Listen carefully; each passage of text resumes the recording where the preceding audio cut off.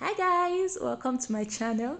Today I'm making this very delicious side which I combine with my famous chicken and spinach recipe. Feel free to click the link on the screen to watch how I made the chicken and spinach recipe.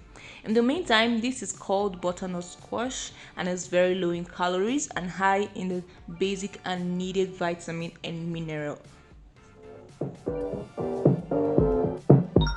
So I start by washing my butternut squash. I want to make sure it's clean, and then I cut out the head, after which I cut it into two.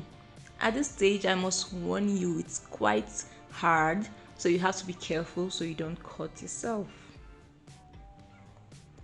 And then I proceed to remove the seed. It's very important you get rid of these because for this particular recipe, you won't be needing it, trust me. After that, I proceed to peel it off.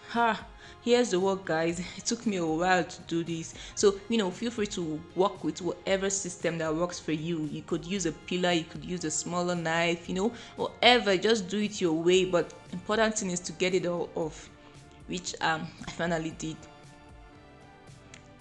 After this is done, you're left with this part. I want to cut it into thin strips so that I can get it into cubes. So I measure it to make sure that they are equal in width and thickness. My technique for cutting it is I start from the thinner part and move on to the thicker part just so it's easier for me. After doing this, I proceed to cut it into small cubes. There's no best or particular way to cut it, but just make sure that they are small enough so that they can get cooked quickly. At this stage, I transfer them into a plate, after which I'm going to spice them properly to make sure that the flavor of the squash comes out very well, in the dish. So I start by adding a bit of black pepper, after which I use mixed spice. And then I add some salt, after which I proceed to add some, ginger. The important thing is just to make sure the flavor comes out, so you can feel free to, be flexible. And then I go in with garlic. I allow it for like some time while I prepare my, my cooker. At this stage, I would prefer to roast it, but since I do not have an oven, I'm going to fry it, okay?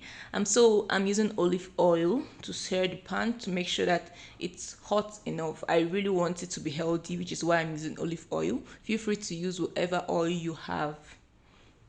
Once it's hot, I add onion and bell peppers. I had already cut these and kept them in my fridge. So you can just use whatever, but it's not compulsory. It's just to bring out the flavor of the dish.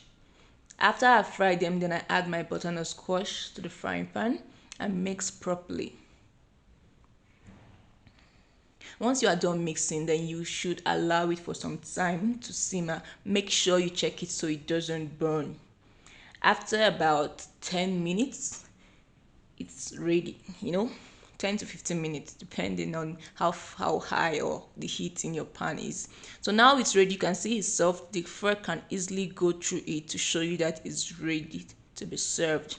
I'm going to allow it for some time, just to get cool a bit and allow the flavor to go in before I serve it. You could cover it or you could just leave it open for like 5-10 minutes.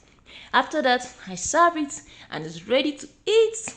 So guys, this is the final product. Feel free to watch my recipe on the sauce. Bye.